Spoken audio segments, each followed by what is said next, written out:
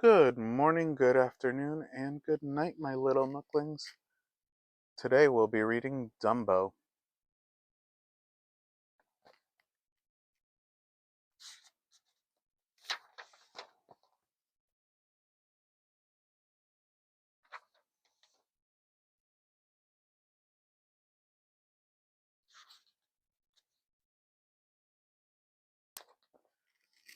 Mr. Stork flew down and landed on the roof of a train car.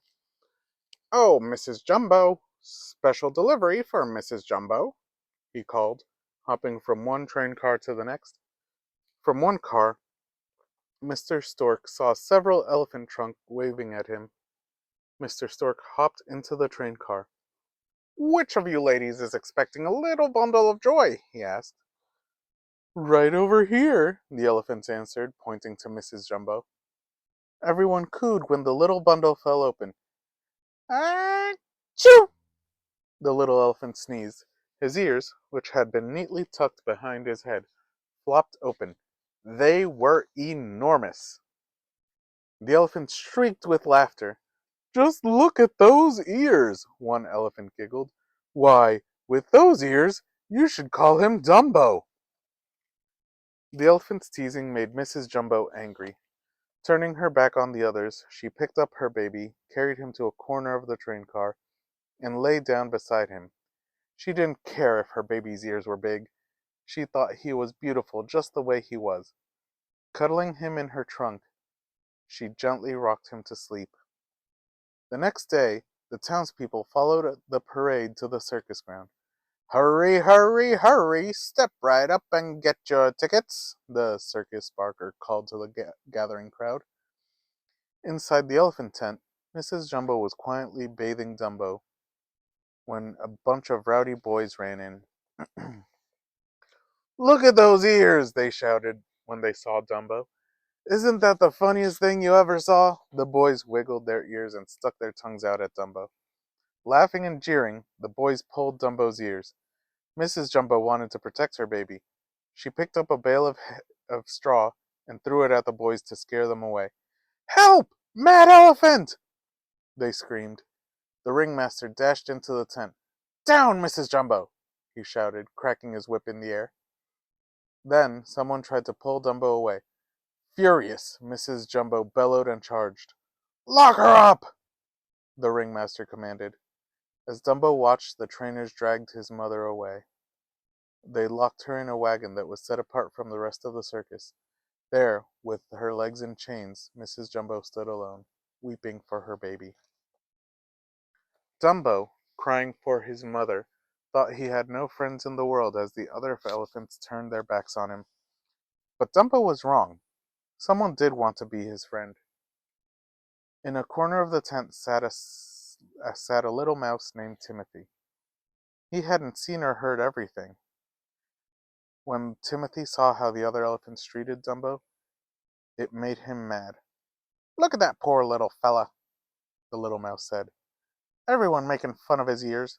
What's the matter with them? I think they're cute. Aw, you're afraid of me, aren't you, little one?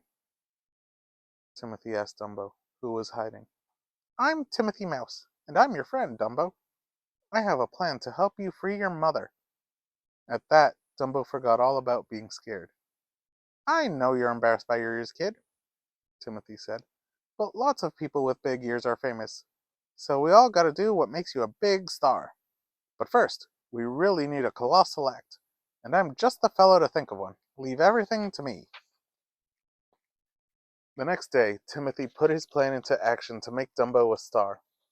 The ringmaster blew his whistle, and the first elephant climbed on top of a large ball. Dumbo and Timothy watched as the pyramid rose higher and higher until it almost reached the top of the tent. And now, ladies and gentlemen, the ringmaster shouted, the world's smallest elephant will spring to the top of the pyramid. But before Dumbo could make his leap, his ears became untied and he stumbled over them, right into the elephant pyramid. For a moment, the stunned crowd watched in silence as the elephant pyramid teetered and swayed. Then they ran for their lives as the elephants began to fall. Trumpeting and bellowing, the elephants tumbled down, crashing into beams and platforms and bleachers. They smacked into walls and pulled down the wires and ropes. Finally, they crashed into the center tent pole. The enormous tent began to sway and billow. Then, with a huge groan, it collapsed. Dumbo was left sitting alone and forlorn in the middle of the ruins. The very next show, the clowns painted Dumbo's face and dressed him as a baby. They put him in a tiny platform up in a building surrounded by crackling flames. Dumbo stood shaking with fear, while far below, clowns dressed as firefighters ran around squirting hoses at each other. "The baby will have to jump," a clown firefighter announced. The rest of the firefighters held up a thin safety net.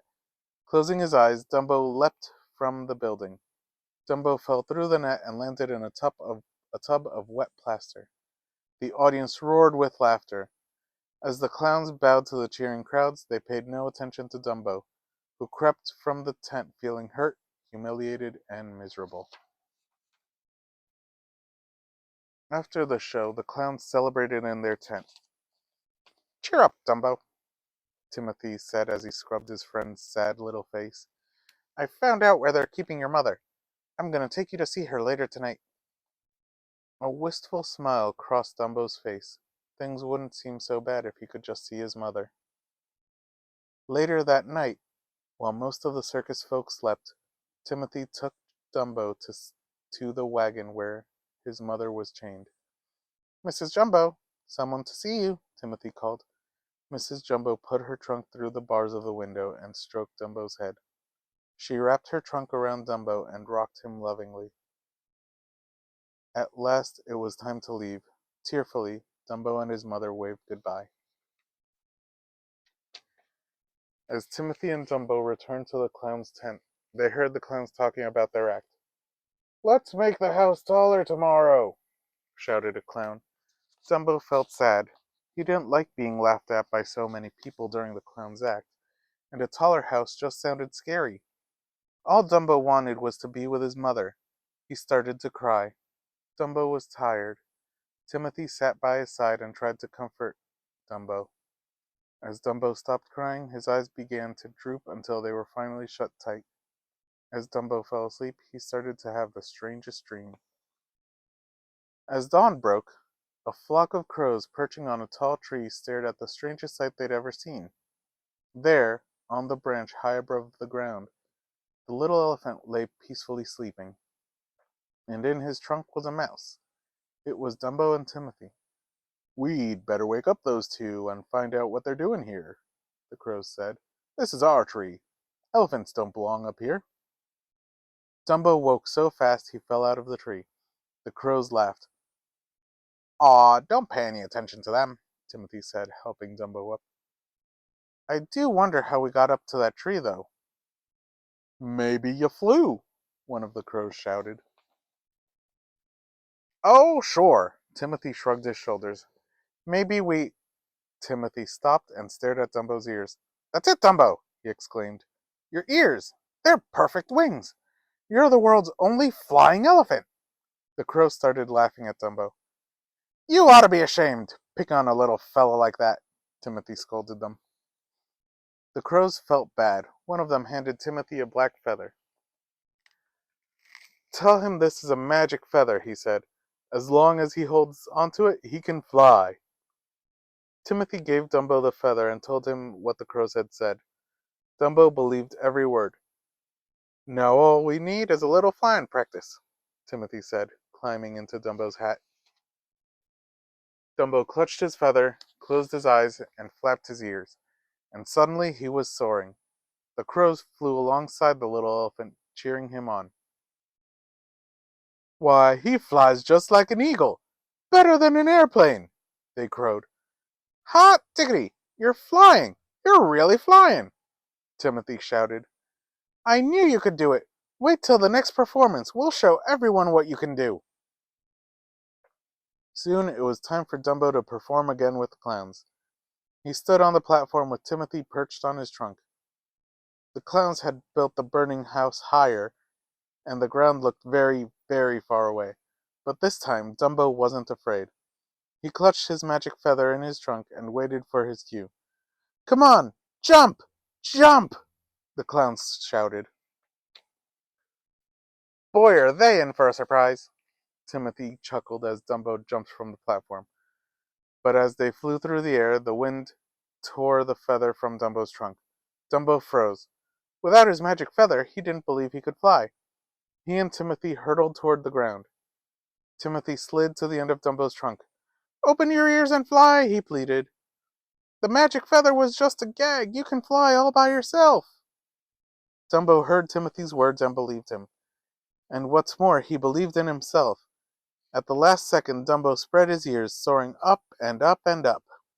The astonished audience went wild as Dumbo zoomed after the clowns, chasing them around the ring. The crowd roared as he dived at the ringmaster. They applauded thunderously as Dumbo did loop-de-loops and rolls and spins in the air. Dumbo was famous. All the newspapers carried pictures of him and Timothy. Most importantly, Mrs. Jumbo was let out of her cage because the ringmaster was so pleased with Dumbo. Dumbo thought it was great fun being a star, but what he loved best of all was being with his mother once again. The end. Remember to like and subscribe, and I'll see y'all in the next one. Bye-bye.